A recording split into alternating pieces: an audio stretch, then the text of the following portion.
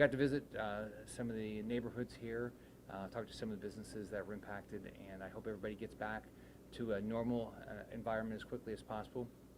My role as U.S. Senator, we have 9 offices in the state. We work with all the federal agencies. I put a lot of effort into working with FEMA, SBA, Department of Ag at the federal level that deals with disaster relief. If anybody needs anything, then call our DC office or call our office right here in the Jacksonville area. We have 9 offices around the state of Florida, all in an effort to help people. But thank God for our first responders.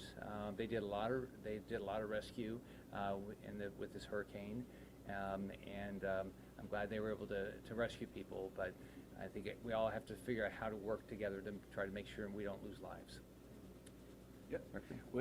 Senator, say your name and spell it so that Director knows this, Scott Beaver, Beaver.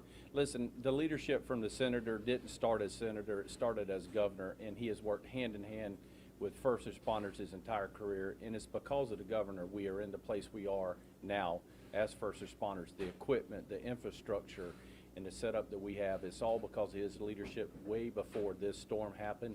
And Senator, we can't thank you for all the support you provide with us monetarily and coming down and thanking our troops and just being a true partner to law enforcement. And the citizens and visitors of Florida are better off because of his leadership, and we appreciate you. Thanks. What have some residents around here that you've been speaking with been telling you that they think needs to happen to mitigate flooding and damage from storms like this? Well, first off, they're devastated that their family, their homes get impacted again, right? And they want to make sure FEMA's going to show up, or some of them they deal with SBA and some they deal with Ag, but they're going to show up and work with them. So what I've told them is we can get you answers, and we'll be aggressive to try to help everybody. There's a lot of mitigation that they're going to try to get done if they can. I saw some of the homes that were mitigated and raised to a higher level, which pays off.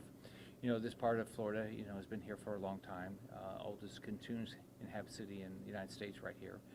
And so as a result, these homes, some of them are at lower levels. And so what FEMA works with people is to do mitigation projects, and I'll continue to work with the homeowner and with FEMA to get that done.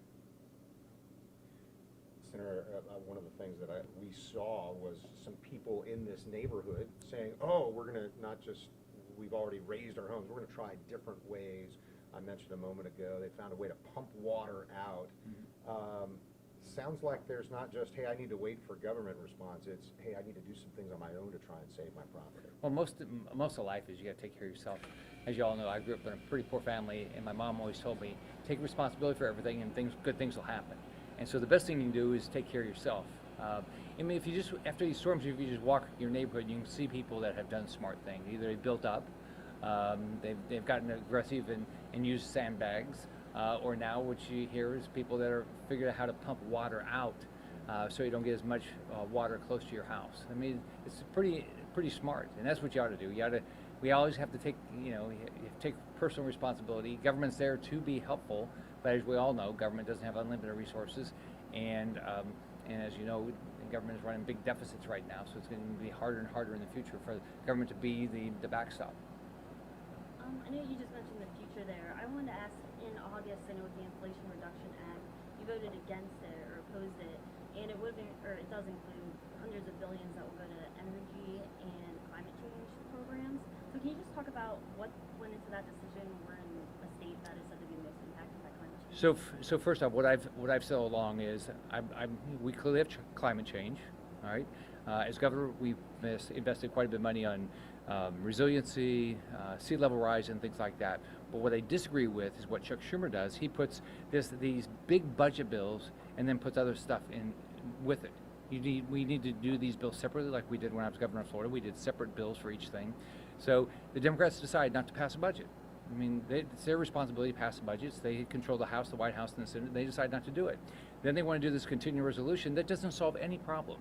So what I think we ought to do is let's start solving problems in D.C. I've been up there 4 years. What I can tell you, you talk about whether you want to talk about immigration, you want to talk about environmental issues. The Democrats have no interest in trying to solve things. All they want to do is just throw money out there with no accountability, and I completely disagree with that. So just a follow-up, are you saying that if it was included but in a separate deal that wasn't involved with the whole Inflation Reduction Act, it would be more of something that you'd be like okay with? I've been I invested in it when I was governor. I believe we clearly are going to we have climate change. We clearly are dealing with sea level rise, and so we have to be investing in that. But let's invest it in a logical manner where we get a return. Can I ask one more follow-up? Okay, Yeah. I'll take all the questions. Since you mentioned as governor as well, as governor, I know that you were not saying you didn't want to acknowledge climate change, but now That's that has actually not changed. true. Okay, yeah, because I was going to ask just what That's completely changed your untrue. mind. Urban legend. That's clearly an urban legend. I've invested record amounts of money in our environment. I know that we have to deal with climate change. I mean, climate is clearly changing. We have to deal with sea level rise, but let's do it in a logical manner. And what we can't do is ruin our economy and believe we're going to have the resources to solve problems. You got to do both. You got to build your economy, and you got to invest in the environment.